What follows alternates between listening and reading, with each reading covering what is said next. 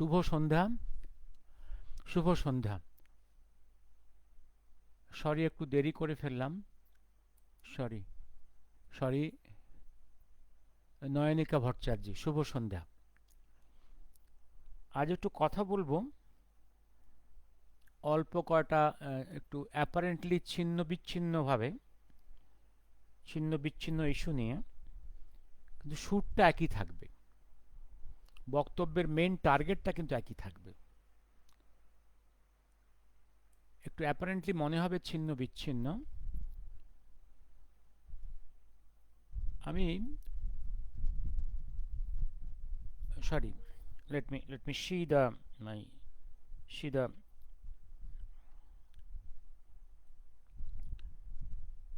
let me see my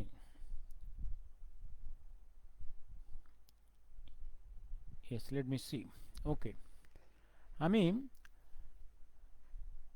আজকের supreme কোর্টের একটা ভার্ডিক্ট অন ওয়াকআপ ইস্যু, যেটা এখনো পুরোপুরি আমি দেখে উঠতে পারিনি। খুব সম্ভবত ওয়াকআপ গভর্নমেন্ট যে ওয়াকআপ লয়ের যে অ্যামেন্ডমেন্টটা নিয়ে পাশ করিয়েছিল পার্লামেন্টে, তার বিরুদ্ধে ইন্ডিজোট সুপ্রিম কোর্টে গিয়েছিল যাতে ওটা স্টপ করা যায়। তাদের সেই চেষ্টা ফেল করেছে, কারণ সুপ্রিম কোর্ট কোনো রকম কোনো মডিফিকেশন, কোনো ব্যান কোনোটাই করেনি, এবং তারা তাদের মনোভাব জানিয়ে দিয়েছে। এখনো ভার্ডিক্ট আকারে এসে গেছে কিনা জানি না, তবে ওয়াকফ ব্যাপারে ইন্ডিজোট গভর্নমেন্ট অফ ইন্ডিয়ার এগেনস্টে, বাট দিস মোদি এনডিএ গভর্নমেন্টের এগেনস্টে যেভাবে খেলা করছিল, মূল টার্গেটটা ছিল যে বেআইনিভাবে যে ওয়াকফ সম্পত্তিগুলো বিভিন্ন ব্যক্তি বা গোষ্ঠীর কাছে চুরি হয়ে আছে, সেই চুরিটাকে ধরে রাখা। এবং যেভাবে ওয়াকফ আইনটা আগের কংগ্রেস গভর্নমেন্ট করে দিয়ে গেছে, যে যে কোনো সময় অন্য লোকের যে কোনো প্রপার্টি, ইভেন গভর্নমেন্ট প্রপার্টিকে ওয়াকফ বলে ডিক্লেয়ার করে একটা মুসলিম এম্পায়ার তৈরি করা।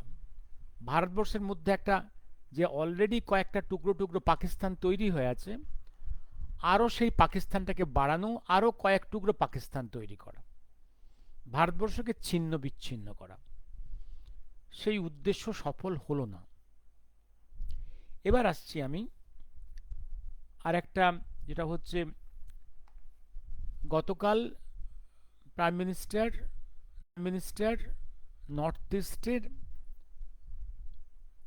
ভিজিট সেরে মিজোরাম থেকে আরম্ভ করে ওদিকে আসাম হয়ে কালকেই কলকাতায় 5টার সময় ঢুকে গেছেন, ছিলেন গভর্নর হাউসে। এবং এটা আজকে সময় কাটিয়েছেন ইন দ্য, যেটা আগে বলা হতো ফোর্ট উইলিয়াম, যেটা ইস্টার্ন কমান্ড হেডকোয়ার্টার আমাদের আর্মির, যেটা এখন নাম বিজয় দুর্গ।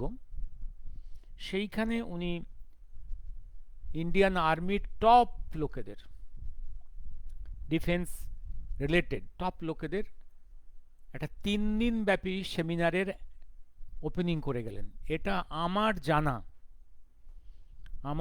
আমার স্মরণে এই জিনিস কখনো দেখিনি। এবং এই মিটিংয়ে প্রাইম মিনিস্টার, ডিফেন্স মিনিস্টার এবং এনএসএ অজিত দোভাল, সেই সঙ্গে আছেন CDS chief of the defence staff, আছেন 3 আর্মি উইংসের 3 চিফ এবং কয়েক ডজন আর্মি জেনারেল। এটা একটা একদম এক্সটেন্সিভ ডিসকাশন হবে ফর ডিফেন্ডিং ইস্টার্ন ইন্ডিয়া। এবং এটা পরিষ্কার হচ্ছে যে এই মুহূর্তে ইস্টার্ন ইন্ডিয়ার বর্ডার, পার্টিকুলারলি ওয়েস্ট বেঙ্গলের বর্ডার টু বাংলাদেশ, ভারতবর্ষের সিকিউরিটির জন্য ভীষণ রকমের ডেঞ্জার লাইন। এই লাইন দিয়ে ইন মিলিয়ন্স অনুপ্রবেশ ঘটেছে, তাদের মধ্যে একটা বিশাল অংশ সন্ত্রাসবাদী, যারা ভারতবর্ষকে খণ্ডবিচ্ছিন্ন করতে চায়, যারা প্রবেশ করেছে গত 40-50 বছর ধরে, সিপিএমের সময়, এখন তৃণমূলের সময়, প্রবেশ করেই এখানে আধার কার্ড, রেশন কার্ড থেকে বার্থ সার্টিফিকেট, রেসিডেন্স সার্টিফিকেট থেকে পাসপোর্ট, আধার কার্ড, সব এই সরকারের স্ট্রাকচারের সাহায্যে, পলিটিক্যাল সাহায্যে এগুলো করিয়েছে এবং এই পার্টিগুলো নিজেদের ভোট ব্যাংক তৈরি করেছে। সেই সঙ্গে নিজেদের পার্টির স্বার্থে ভারতবর্ষের সংহতিকে বিপন্ন করেছে। এর বিরুদ্ধে মোদিজি আসামেও, মিজোরামেও ডাক দিয়েছেন এবং ওয়েস্ট বেঙ্গলেও ডাক দিয়েছেন। মনে রাখতে হবে একটা জিনিস, আসাম কিন্তু, যেহেতু ন্যাশনালিস্ট গভর্নমেন্ট আছে, আসাম কিন্তু অবস্থাটাকে অনেকটা সফলভাবে পজিটিভলি ট্যাকেল করতে পারছে। কিন্তু ওয়েস্ট বেঙ্গলের যে শক্তি আছে, এ শক্তি ভয়ঙ্করভাবে ভারতবর্ষের ক্ষতিকারক এবং অ্যাজ এ হোল ইন্ডিজোটের এই বিচ্ছিন্নতাবাদী শক্তির একটা বড় অংশ। এরা এরা আবার সুপ্রিম কোর্টে চলে গেছে যে যে অধিকারটা আছে চিফ ইলেকশন কমিশনের, সেন্টার কনস্টিটিউশনাল বডি, তার অ্যাট ইন্টারভেলস বিভিন্ন স্টেটসে এসআইআর করা। SIR is not new, special intensive review of the voter list, যেটা করতে গিয়ে বিহারে বহু লক্ষ ডেড লোকের নাম ভোটার লিস্টে আছে দেখা যাচ্ছে। বহু লোক permanently has gone out of Bihar, তাদের নাম আছে। কিছু লোকের নাম কয়েক জায়গাতে আছে, কিছু একদম ফলস, ভুয়া। এরকম করে বহু লক্ষ, প্রায় 60-70 লক্ষ লোকের নাম বাদ গেল। অবশ্য এসআইআর নিয়ে সুপ্রিম কোর্টের ভার্ডিক্ট এখনো বাকি আছে, ফাইনাল ভার্ডিক্ট। কিন্তু আমরা নিশ্চিত সুপ্রিম কোর্টের ওয়াইজ ডিসিশন যেটা আসবে সেটা হচ্ছে সুপ্রিম কোর্টের পক্ষেও এসআইআর এর বিরুদ্ধে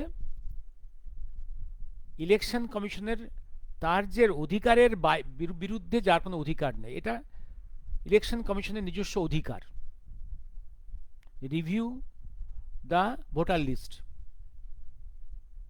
এখানেও এই ইন্ডিজোট বিচ্ছিন্নতাবাদী শক্তি যারা ভারতবর্ষকে কোটি কোটি ফলস ভোটার রেখে নিজেদের ভোট ব্যাংকের স্বার্থে দেশকে বিচ্ছিন্নতার হাতে তুলে দিতে চায়, দেশকে ছিন্ন বিচ্ছিন্ন করতে চায়, তাদের এই ইচ্ছা পূরণ হবে না। এবার আমার দেখা বিজয় দুর্গে এরকম একটা কনক্লেভ, এরকম একটা 3 দিন ব্যাপী আর্মি টপ হেডসদের এই সম্মেলন আমি কখনো দেখিনি এবং কখনো অন্য ফ্রন্টে, নর্দার্ন হেডকোয়ার্টারে, ওয়েস্টার্ন হেডকোয়ার্টারে বা সাউদার্ন হেডকোয়ার্টারে আমি কখনো দেখিনি, শুনিনি। এটা একটা ভেরি ইম্পর্টেন্ট।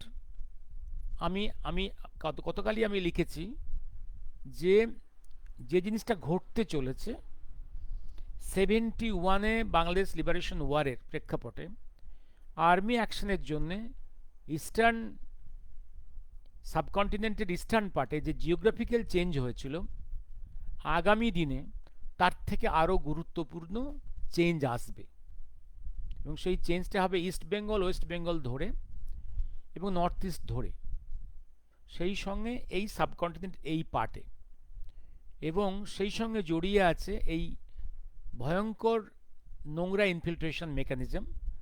এর বিরুদ্ধে একটা প্রতিরোধ গড়ে তোলা হবে এবং বিচ্ছিন্নতাবাদী শক্তিকে যাতে পরাস্ত করা যায় তার উপরে অ্যাকশন হবে।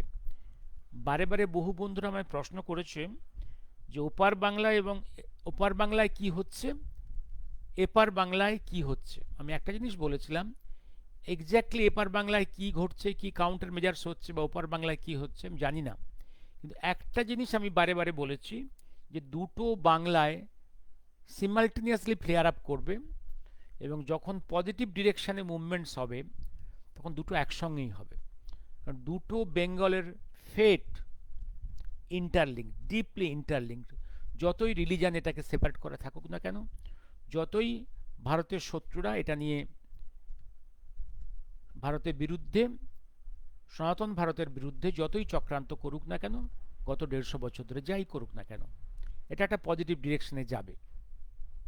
এবার আমি নেপাল এবং বাংলাদেশের ক্ষেত্রে যে মুভমেন্টসটা হয়েছে by the deep state of America, ওখানে তাদের এজেন্টকে ইউনুসকে বসিয়ে দিয়ে, that has gone against the interest of Bangladesh people, also against the people of India, no doubt. এবং এইখানে আমরা এখনো পর্যন্ত ভারতবর্ষ পজিটিভলি কিছু করে উঠতে পারেনি। কিন্তু তার মানে এই নয় যে American deep state is very successful, তাও কিন্তু হতে পারেনি। হ্যাঁ, ওপার বাংলার মানুষরা সাফার করছে, বিশেষ করে ওপার বাংলার মাইনরিটি হিন্দুরা সাফার করছে, এটা আমাদের সহ্য করতে হচ্ছে। চট করে কোনো অ্যাকশনে যাওয়া উচিত নয়, সম্ভব নয়, কারণ অ্যাকশনে যখন যাব তখন for the victory, not to be defeated. এবার একটা জিনিস, ওখানে কিন্তু ইউনিসের অবস্থা, অর্থাৎ আমেরিকান ডিপ স্টেটের এজেন্টের অবস্থা কিন্তু খুব ভালো না।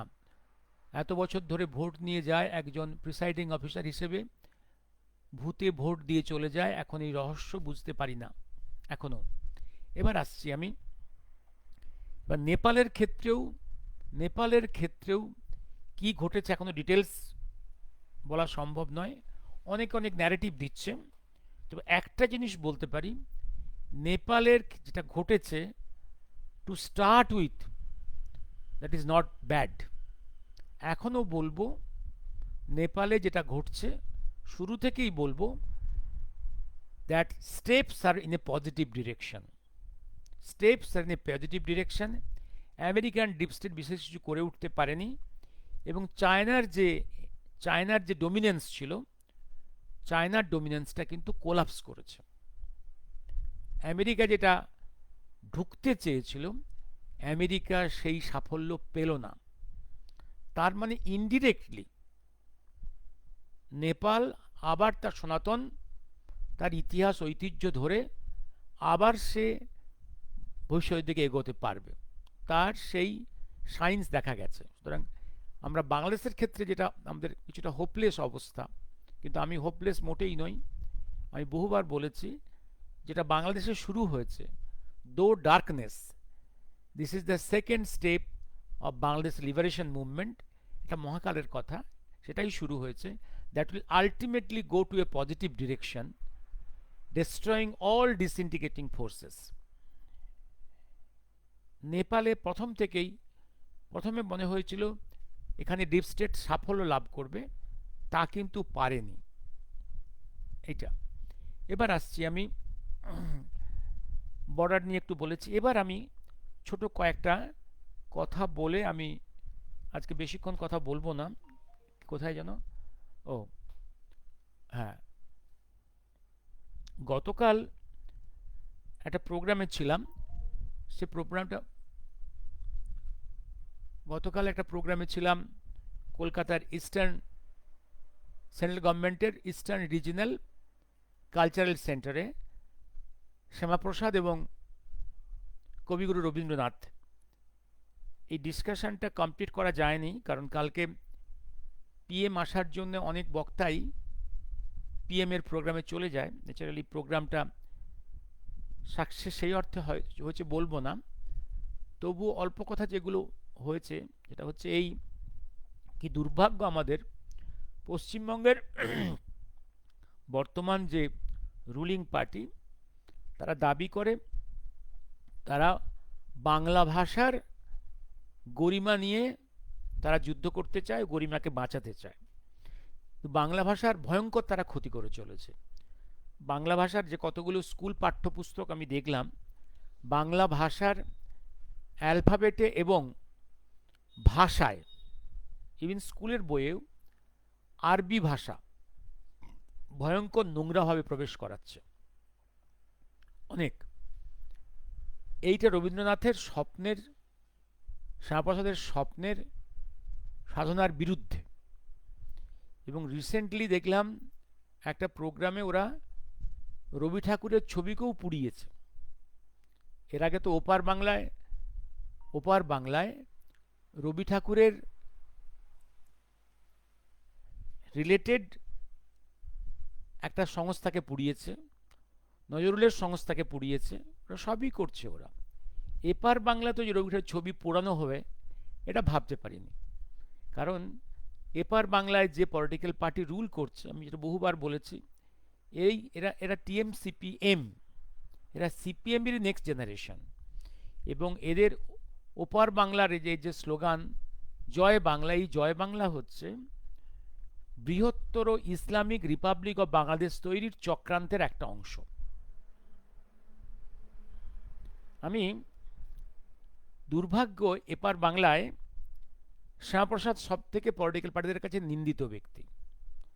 কংগ্রেস শ্যামাপ্রসাদকে প্রকাশ্যে গালিগালাজ করতো না, কিন্তু পছন্দ করতেন না, দেখেছি আমরা। তারপরে সিপিএম এলো ক্ষমতায় 34 ইয়ার্স, প্রচুর নোংরা কথা বলে গেছে, মিথ্যা কথা বলে গেছে, শ্যামাপ্রসাদকে কমিউনাল বানিয়ে গেছে, কারণ তাদের রাজনৈতিক স্বার্থে। এরা তো, সিপিএম হচ্ছে ব্যান্ড অফ লায়ার্স, ইতিহাসকে ডিস্টর্ট করার ওস্তাদ ওরা। তারপর টিএমসিপিএম, তারাও একই জিনিস করে যাচ্ছে।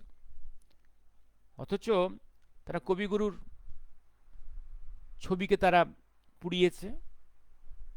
অদ্ভুত, কালকে ওরা বলে যে রামায়ণের সঙ্গে বাংলার কোনো যোগাযোগ নেই। কালকে যে কথাটা উঠে এলো, রবীন্দ্রনাথ যখন বিলেতে ছিলেন 1920-21-এ, তখন উনি ইউরোপের যত মিউজিক স্টাইলস, তাদের রিদমস, এটা খুব ইন্টেন্সিভলি স্টাডি করেছিলেন। এবং 21 সালে যখন ফিরছেন যে জাহাজে, সেই জাহাজে তো সুভাষচন্দ্রও ফিরছেন আইসিএস ত্যাগ করে। দুদের মধ্যে পরিচয় আরও গভীর হয়েছে, অনেকক্ষণ কথা হয়েছে। তারপরে কবিগুরু কলকাতায় এসে, জোড়াসাঁকোতে এসে, তারপরে বোলপুরে এসে বসে একটা একটা কাব্য, একটা গীতিনাট্য লিখেছিলেন, যেটা হচ্ছে, তার নাম হচ্ছে বাল্মীকি প্রতিভা। এটা অন্য নামই আছে, কি কালমৃগয়া নাকি একটা নাম আছে, দুটো নামেই এটা লোকে জানে। কালমৃগয়া, হ্যাঁ কালমৃগয়া। এই গীতিনাট্যের উৎস হচ্ছে রামায়ণের একটা এপিসোডটা, সেটা হচ্ছে বিগিনিং অফ রামায়ণ। সেই যে ট্র্যাজিক ইভেন্টটা, যেখানে এক মুনির একমাত্র বোধহয় সন্তান জল আনতে গিয়ে তীরবিদ্ধ হয়ে মারা গেলেন, সেই ঘটনাটার প্রেক্ষাপটেই বাল্মীকি প্রতিভা, এক অসাধারণ নাটক। এটা কাল দেখানো হলো। এটা আমি এরকম এই নাটকটা আমার আগে দেখার বোধহয় সম্ভব হয়নি কখনো। এই যে প্রতিভা, এই যে অর্থাৎ রামায়ণ, তার কাব্য চিন্তায়, তার প্রতিভায় রামায়ণের স্থানটা কোথায়। এবং গ্রাম বাংলার এমন কোনো গ্রাম নেই যেখানে রাম নামক কোনো বালক নেই বা পুরুষ নেই। অথচ এরা প্রচার করে রামায়ণ বা রামের সঙ্গে এই বাংলার কোনো সম্পর্ক নেই। আরেকটা কথা শ্যামাপ্রসাদ সম্বন্ধে, শ্যামাপ্রসাদ বাংলার শিক্ষা ব্যবস্থায় বিশ্ববিদ্যালয়ের আজ ভাইস চ্যান্সেলর। উনি বাংলা ভাষাকে যে স্তরে নিয়ে এসেছিলেন, যেখানে তার আগে তো বাংলা ছিল একদম ব্রাত্য। ভাইস চ্যান্সেলর হিসেবে কবিগুরুকে আমন্ত্রণ করা বিশ্ববিদ্যালয়ে ক্লাস নেওয়ার জন্যে,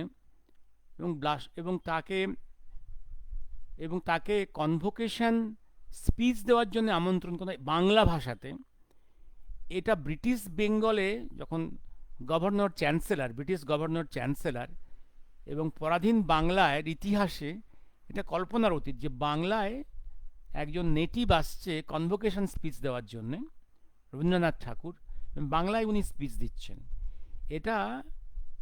এটা ভারতবর্ষের ইতিহাসে, বাংলার ইতিহাসে নেটিভ ভাষায় ভার্নাকুলারে স্পিচ দেওয়া, এটা ব্রিটিশ যুগে একটা ইতিহাস। সেটা সম্ভব হয়েছিল শ্যামাপ্রসাদের জন্য। এবং শ্যামাপ্রসাদই হচ্ছে কলকাতা বিশ্ববিদ্যালয়ের প্রথম ব্যাচের বাংলা এমএ। উনি তার আগে ইংলিশে এমএ করেছেন। বাবা ভাইস চ্যান্সেলর আশুতোষ মুখার্জি, উনি বলেন আমি বিশ্ববিদ্যালয়ে বাংলায় পোস্ট গ্রাজুয়েট খুলেছি, তুমি না গেলে অন্য কেউ ভর্তি হবে না। নিজের ছেলেকে বাংলায় ভর্তি করলেন। এবং আরেকজন ছেলে, নামটা ভুলে গেলাম, তিনি বিশ্ববিদ্যালয়ে ভর্তি হতে গেছেন, ইংলিশে ভর্তি হতে গেছেন। তাকে অধ্যাপক বললেন তুমি বাংলায় ভর্তি হও, কারণ আশুতোষ সেখানে ভর্তি হচ্ছে, এবং তারা দুজনেই পাশ করেছিল।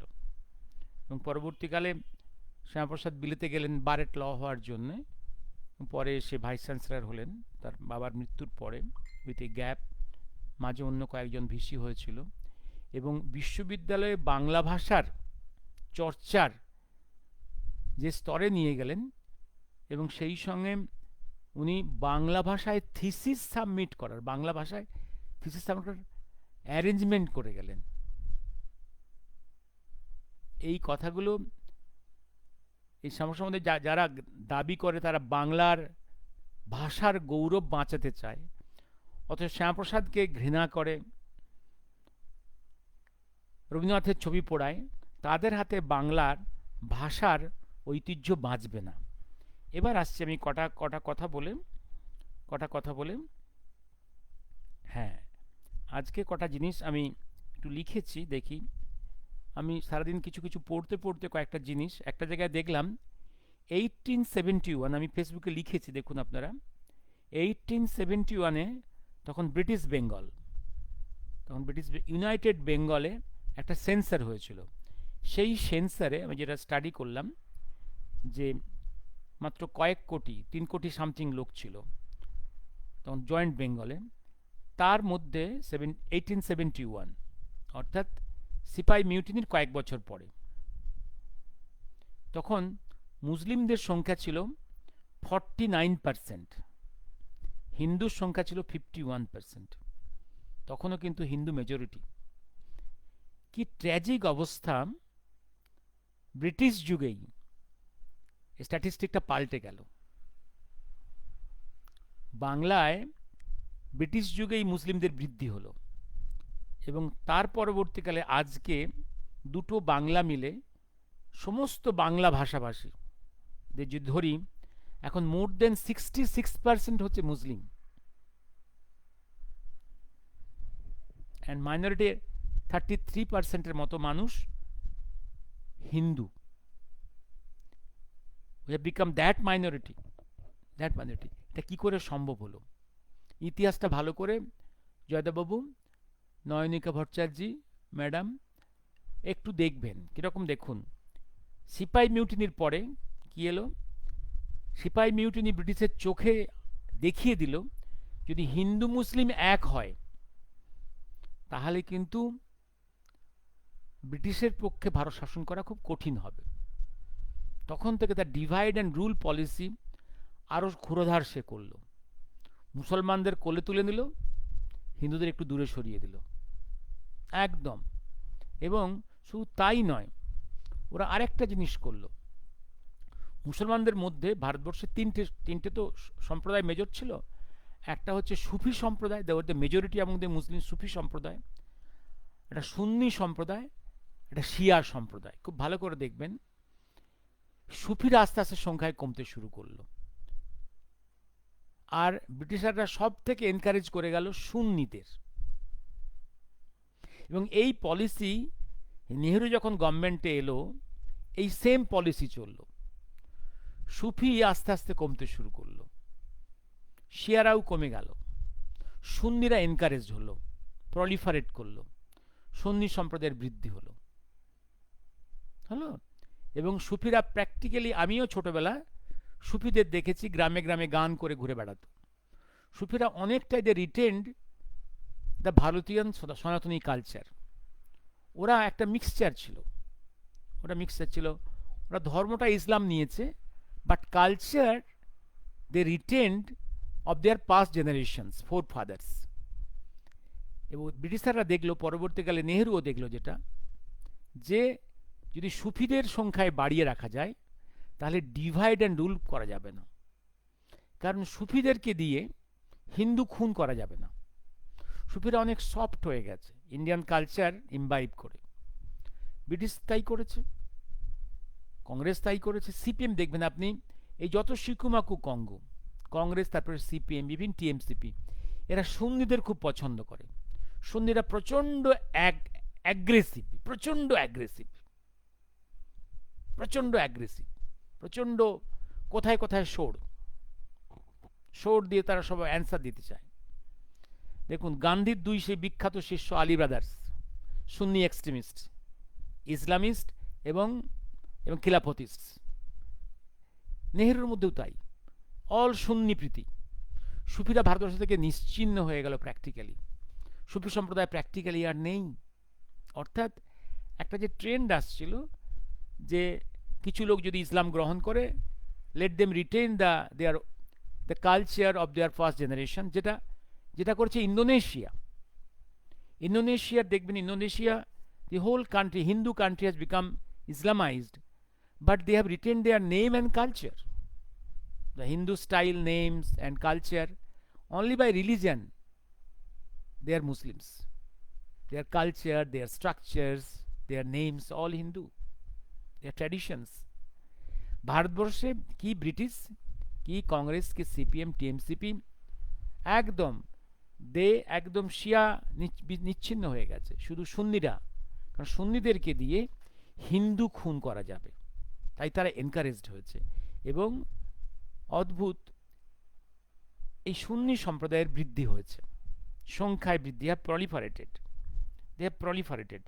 এবার একটা আসছি আমি, আর কিছু কারণ থাকলে আপনারা লিখবেন যে কেন ব্রিটিশ যুগে বা তারও পরে এই মুসলমানদের বাড়বাড়ন্ত, how they are been encouraged to প্রলিফারেট।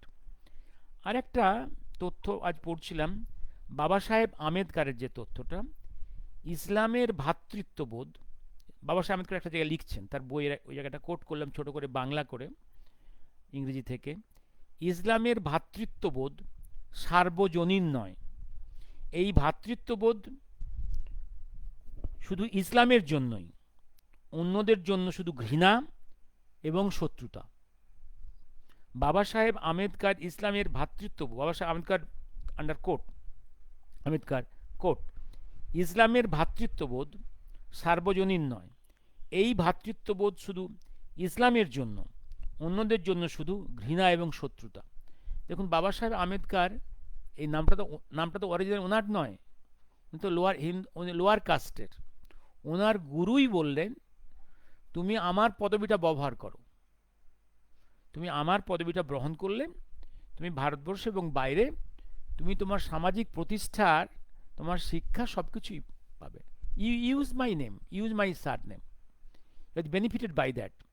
অথচ পরবর্তীকালে এই আপার কাস্টের বিরুদ্ধে ওনার ঘৃণার জন্যে উনি জীবনের শেষ প্রান্তে এসে বুদ্ধিজম গ্রহণ করেছিলেন, কিন্তু ইসলাম গ্রহণ করেননি।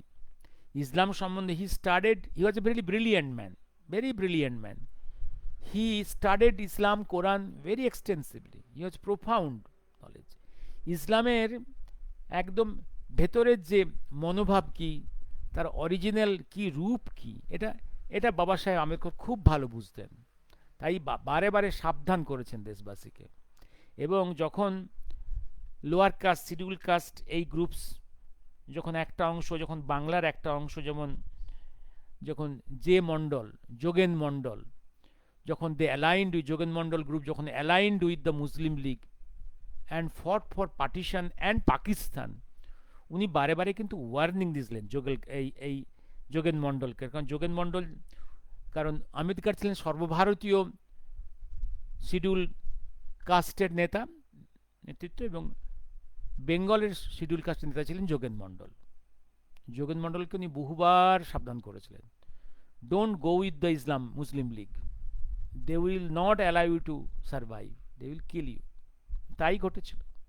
অথচ কিসের লোভে, ক্ষমতার লোভে, কিসের লোভে, কোন ঘৃণার বশে হিন্দুদের প্রতি, he went along with Muslim League. And কয়েক বছরের মধ্যেই তো তিনি বুঝতে পারলেন কি ভয়ঙ্কর ভুল তিনি করেছেন। শুধু ভয়ঙ্কর ভুল নিজের জন্য নয়, তার পুরো সমাজের জন্য। এই সাবধান করেছিলেন আম্বেদকর, বহুবার সাবধান করেছিলেন, যোগেন তুমি এটা করো না, এই ভুলটা করো না। এবার এই যে বামেরা, কালকে দেখলাম ইলন মাস্কের একটা বিখ্যাত উক্তি, যে পৃথিবীর যেই প্রান্তে এই বামেরা কোনো ভোট পায় না, তখন এই বাম রাজনীতি করে, এই মার্ক্সবাদ করে, নিয়ে বিচ্ছিন্নতার সৃষ্টি করে। গিয়ে ক্ষমতা দখলের চেষ্টা করে। কার্ল মার্কসও কি বলেছেন? কার্ল মার্কস, অথচ কার্ল মার্কসকে বামেরা খুব কোট করে। কার্ল মার্কসটা হয়তো ইসলাম এবং মুসলিম প্রীতি, মুসলিম লীগের প্রীতি এবং ইসলাম প্রীতি আছে, সুন্নি প্রীতি আছে খুব। কার্ল মার্কস কি বলেছে, ওদের গুরু কার্ল মার্কস কি বলে গেছেন? কোরআন ও মুসলিম আইন বিভিন্ন জাতির ভূগোল ও নৃতাত্ত্বিক বৈশিষ্ট্যকে দ্বিজাতিতে ভাগ করে। মূল কাজটাই হচ্ছে, কোরআন আর ইসলামিক প্রিচিংসের কাজই হচ্ছে কোনো একটা ল্যান্ডে গিয়ে সেখানকার মানুষকে দ্বিজাতি তত্ত্বের মধ্যে ফেলে দেওয়া। একটা গ্রুপকে বলে বিশ্বাসী, একটাকে বলে কাফের। কাফের যারা ইসলাম ধর্ম গ্রহণ করেনি, কাফের। এই দ্বন্দ্ব লাগিয়ে কাফেরদের নিধন করে। এই কার্ল মার্কস পরিষ্কার, এটা একদম ক্লাসিক ডিভিসিভ পলিটিক্স। ডিভিশন সৃষ্টি করে কিল দ্য কাফেরস। এবার আরেকটা জিনিস, আপনারা এই কথাটা জেনে গেছেন অনেকে, যে মোহাম্মদ আলী আজও, হ্যাঁ, নির্মাল্য ভট্টাচার্য, নির্মাল্যবাবু, প্রচুর যোগেন মণ্ডল আছে, যোগেন মণ্ডল প্রচুর আছে। এই শিকুমাকু কঙ্গুদের মধ্যে ছোটখাটো যোগেন মণ্ডল প্রচুর আছে, প্রচুর আছে, প্রচুর আছে, হ্যাঁ, প্রচুর আছে। মুজিব একটা জায়গায়, আমি এটা এটা একদিন পড়েছিলাম, মুজিবের আত্মজীবনী থেকে পড়ে আপনাদের শুনিয়েছিলাম, আমি আবার আজকে এটা কোট দিয়েছি। মুজিব একটা জায়গায় লিখেছে, সুভাষবাবু আসলে তো পাকিস্তান হবে না, সুভাষবাবু আসলে তো পাকিস্তান হবে না, পাকিস্তান না হলে 10 কোটি মুসলমানের কি হবে? আমি তো মুসলিম লীগার, আমি তো আজও মুসলিম লীগার। এটা লিখছে কিন্তু অনেক পরে, 6-এর দশকে তার জেলখানায় বসে তার আত্মজীবনী লেখা, সেখানে লিখছে আমি তো আজও মুসলিম লীগার। সুভাষবাবু যে আসবে, প্লেন ক্র্যাশ যে হয়নি, চলে আসতে পারে, আর সুভাষবাবু এলে তো পাকিস্তান হবে না। হ্যাঁ, হতো না তো। যেটা যেটা পরিষ্কার বলেছিলেন, যখন 1940-তে যখন সুভাষচন্দ্র তখন ফরওয়ার্ড ব্লকে কংগ্রেস থেকে বিতাড়িত এবং বিদেশ যাওয়ার আগে উনি শেষ চেষ্টা কয়েকটা করেছিলেন। He went to Bombay to meet Savarkar, he met him, there was some discussion, আমি এটা আলোচনা করেছি এক সময়, and from here some advice came to go out of India. হ্যাঁ, আর তারপর জিন্নার সঙ্গে মিট হয়েছিল। জিন্নার সঙ্গে মোটামুটি একটা কথা বলেছিলেন সুভাষবাবু, আপনি যদি কংগ্রেসের হেলম অফ দি অ্যাফেয়ার্সে থাকেন, কংগ্রেসের যদি নেতৃত্বে থাকেন, তাহলে আমি পাকিস্তান চাইব না। এবং যে কথাটা দেখবেন, যেটা বারে বারে এখন আমাদের এনএসএ অজিত দোভাল মাঝে মাঝেই বলেন, যে জিন্না সাহেব তো এটা বলেছিলেন, এবং এটাও বলেন, বারে বারে বলেন, সুভাষবাবু এলে, নেতাজি এলে ভারত ভাগ হতো না। ব্যক্তিত্ব, ব্যক্তিত্ব অন্য জিনিস, ব্যক্তিত্ব অন্য জিনিস। ব্যক্তিত্ব, নেতাজি সুভাষচন্দ্র নেতাজি তার ব্যক্তি জীবনে অত্যন্ত স্পিরিচুয়ালিস্ট, ধার্মিক মানুষ, তার রাষ্ট্রীয় জীবনে অত্যন্ত লিবারেল, অত্যন্ত সেকুলার, অত্যন্ত সেকুলার, ধর্মনিরপেক্ষ একদম, বারে একদম রাষ্ট্রীয় জীবনে একদম ধর্মনিরপেক্ষতা। রাষ্ট্র কারো ধর্ম চিন্তায়, ধর্ম আচরণে কোনো ব্যাঘাত সৃষ্টি করবে না, একদম এই জায়গাটা উনি একদম। এবং এটা তার পক্ষেই সম্ভব হয়েছিল। মনে রাখবেন একটা ঘটনা অনেকে হয়তো মিস করেন, মনে রাখবেন, এত দ্বন্দ্ব, তার মুসলিম লীগের সঙ্গে দ্বন্দ্ব পলিটিক্যাল প্লেনে, হিন্দু মহাসভার সঙ্গে দ্বন্দ্ব অ্যাপারেন্টলি আমরা দেখেছি, কিন্তু আন্ডারলাইং একদম সবার অন্তরালে মুসলিম লীগের খুব ভালো মানুষের সঙ্গে খুব ভালো সম্পর্ক, হিন্দু মহাসভার টপ গ্রেড ম্যানদের সঙ্গে খুব ভালো সম্পর্ক। হিন্দু মহাসভার 3বার যিনি অল ইন্ডিয়া প্রেসিডেন্ট ছিলেন, যার নাম মদন মোহন মালব্য, যিনি অলমোস্ট একক চেষ্টায় সেই ব্রিটিশ যুগে বেনারস হিন্দু বিশ্ববিদ্যালয় তৈরি করেছিলেন। এই মহান মানুষটির সুভাষচন্দ্রকে নিজের পুত্রের মতো স্নেহ করতেন। এবং মদনমোহন মালব্য 3বার ছিলেন অল ইন্ডিয়া হিন্দু মহাসভার প্রেসিডেন্ট, আর 3বার অল ইন্ডিয়া কংগ্রেস প্রেসিডেন্ট। এবং শ্যামাপ্রসাদের সঙ্গে তার গোপন কি সম্পর্ক, তা আজও অলিখিত অনেকটাই। আমি কিছু কথা বলেছি আগে, আজকে সেটা রিপিট করছি না। বাইরের সংঘাতটা বাইরে, এটা বাইরের, কিন্তু ভেতরের প্লেনের সম্পর্ক, জিন্নার সঙ্গে তার গভীর সম্পর্কটা অন্য জায়গাতে। ব্যক্তিত্ব স্পিক্স। যখন একটা সময় যখন সুভাষচন্দ্র ফরওয়ার্ড ব্লক তৈরি করে ফেলেছেন বাধ্য হয়ে, তখন একটা সময় কলকাতার মেয়রের পোস্টটা বিভিন্ন নেটিভদের দ্বন্দ্বের মধ্যে, এই তো কংগ্রেস, ফরওয়ার্ড ব্লক, মুসলিম লীগের দ্বন্দ্বের মধ্যে, the post of the mayor almost going to the Britisher. শিয়ার দাস ওয়াজ ফার্স্ট মেয়র, তাই তো?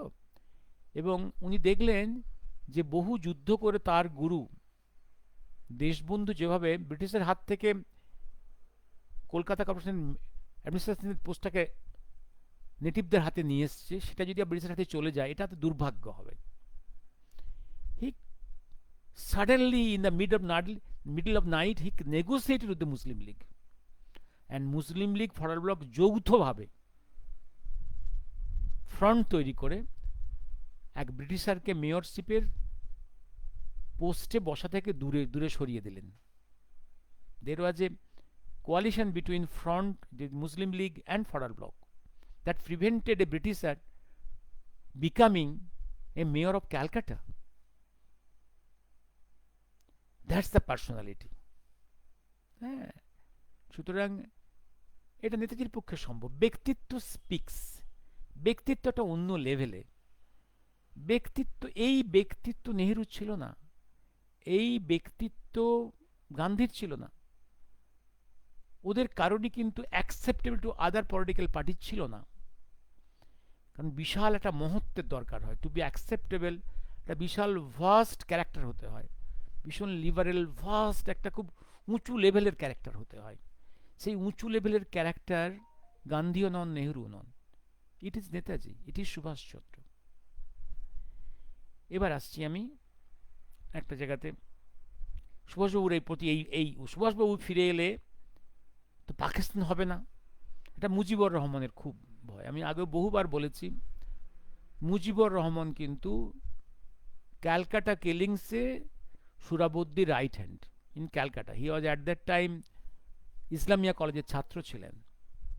এবং পরবর্তীকালে আমি এও বলেছি আপনার একটা ডিসকাশনে, যে ওই যে 7ই এপ্রিল থেকে যে কল দিলেন রামনার ময়দানে, যে হাতে হাতে ঘরে ঘরে দুর্গ গড়ে তোলো, হাতের কাছে যা আছে সংগ্রহ করে নিজেদেরকে ডিফেন্ড করার জন্য তৈরি থাকো, এই যে বিশাল কল দিলেন, তারপরে 3 সপ্তাহ কিন্তু উনি ছিলেন। এটা ছিল তো একটা পাকিস্তানের বিরুদ্ধে বিদ্রোহ। সে সময় পাকিস্তান তাকে, আমি তাকে অ্যারেস্ট করতে পারতো, অ্যারেস্ট করেনি। 21 তারিখের মাঝরাতে উনি সারেন্ডার করলেন, এসকেপ করার চেষ্টা করেননি। বাংলাদেশ মুক্তিযুদ্ধকে লিড দেওয়ার জন্য তিনি এসকেপ করেননি, হাইড করেননি, he surrender. There was a big compromise, big understanding between him and Pak army, and that's was a very ugly compromise, ugly compromise. এবং কিছু রাইটিংস পেয়েছি আমি খুব ডিপেন্ডেবল, যারা ওই সময় বা মুক্তিযুদ্ধের অন্যতম বড় বড় টল ফিগার্স, টল লিডার্স ছিলেন, তাদের লেখা থেকে, যে মুজিবের সঙ্গে পাকিস্তান আর্মির গোপন আন্ডারস্ট্যান্ডিং ছিল, যে উনি সারেন্ডার করে জেলে চলে যান পাকিস্তানে, আর সেই সময় পাক আর্মি ওপার বাংলায় ইন ল্যাক্স, ইন মিলিয়ন্স হিন্দুগুলোকে খুন করবে প্রিফারেবলি। এটা অনেক লেখার মধ্যেই আছে।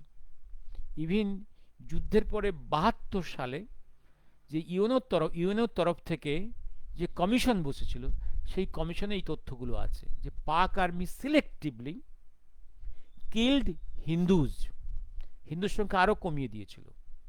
এবং তুমি দেখবে, তোমার দেখবে, আমি বহু আগে উল্লেখ করেছি, নিক্সন ফাইলস যেগুলো তখন ক্লাসিফাইড হয়েছিল সেই সমসাময়িক, অনেক পরে 2010-11-তে যেগুলো ডিক্লাসিফাইড হলো, তাতেও নিক্সন লিখেছেন যে ওপার বাংলায় যে পাক আর্মি নিধনযজ্ঞ চালিয়েছিল, they initially selectively they killed the Hindus, total কিলিংয়ের সংখ্যা ওনার এস্টিমেটে ছিল ওনার প্রায় 1 কোটির কাছাকাছি।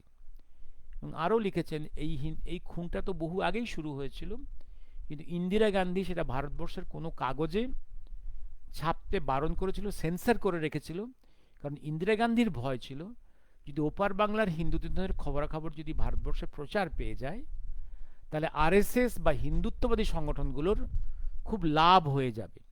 সেটা ইন্দিরা গান্ধী এটাকে সেন্সার করে রেখেছিলেন। কিন্তু পরবর্তীকালে যখন প্রায় 1 কোটি ওপার বাংলার হিন্দু এবং কিছু মুসলিম এপার বাংলায় চলে এলো অ্যাজ রিফিউজি, তখন ইট became automatically the flash news in the national media and world media. তখন এটাকে চাপা রাখা গেল না। এগুলো হচ্ছে আমি আগেও উল্লেখ করেছি, আমি কিছু কথা বোধহয় আমার বইয়ের মধ্যে লিখেছি। এবার আসছি আমি কিছু কথায় হ্যাঁ এবার আসছি আমি এই মুজিবর এবং এই বাংলায় ওয়েস্ট বেঙ্গলে এই মুজিবর রহমানের স্ট্যাচু হয়েছে, এবং আমি দেখে অবাক হয়ে যাই। এই টিএমসিপিএম এর সময় বাঙুর হসপিটাল, বাঙুর নয়, এনআরএস মেডিকেল কলেজ এবং বিআর সিং হসপিটাল এর মাঝে যে রাস্তাটা বেরিয়ে গেছে টুয়ার্ডস বেলেঘাটা, ঠিক শিয়ালদা স্টেশনের দক্ষিণ মুখে এখানে দুটো স্ট্যাচু আছে, in adjoining the wall of the campus of NRS Medical College। একদিকে গান্ধী, একদিকে এই বঙ্গবন্ধু। আমি একদিন উল্লেখ করেছি দুটো ক্যারেক্টারই সমানে ট্রেচারাস, নিজেদের স্বার্থে নিজের দেশবাসীর বিরুদ্ধে চক্রান্ত করেছে। দুটোই অত্যন্ত ডিসেপটিভ এবং দে আর সেক্রেটলি collaborating with the enemies of their own people. Gandhi collaborated with British, which was the enemy of the people of India, and Bangabandhu Mujib, he collaborated with the Pak army, who was the enemy of people of East Bengal. নিজেদের স্বার্থে। মৌলানা ভাসানীকে ওপার বাংলার খুব খুব বড় মাপের নেতা বলা হয়। তার জীবনের টার্গেটটা কি ছিল? Greater Islamic Bangladesh, incorporating major parts of West Bengal, major parts of Assam and north east region with Tripura. এই তো তার জীবনের সারা জীবনের স্বপ্ন। এবং তার একটা কথা আজ কোট করেছে, সেটা হচ্ছে কি, মৌলানা ভাসানী বলছেন ভারতীয়রা বাঙালি মুসলমানদের সবচেয়ে বড় শত্রু। ভারতীয়রা বাঙালি মুসলমানদের সবচেয়ে বড় শত্রু। আর মমতার দলের একটা কুখ্যাত কথা আছে, কি সেখানে বারে বারে এখন বলছে বিজেপি নাকি বড়ই বাঙালির বড় শত্রু। বিজেপি বাঙালির বড় শত্রু। দেখুন মৌলানা ভাসানীর কথার সঙ্গে মমতার কথার কি সুন্দর মিল আছে। ভাসানী কি বলছে? ভারতীয়রা বাঙালি মুসলমানদের সবচেয়ে বড় শত্রু, অ্যান্ড মমতা বলছে কি বিজেপি বাঙালির সব থেকে বড় শত্রু। এই যে ভারতীয়রা বাঙালির মুসলমানদের সবচেয়ে বড় শত্রু, এইটা মুজিব একটা ল্যাঙ্গুয়েজে বলতো। মুজিব বলতেন যে ভারতীয়রা বাংলাদেশের বড় শত্রু। পরবর্তীকালে যখন ক্ষমতায় এসে, যখন 72 সালে ক্ষমতায় আসার পরে, যখন লেজে গোবরে, যখন he was a very bad administrator, no economic progress in his time, no peace, chaos, all these things, তখন he was blaming India for all his ফেলিওর্স।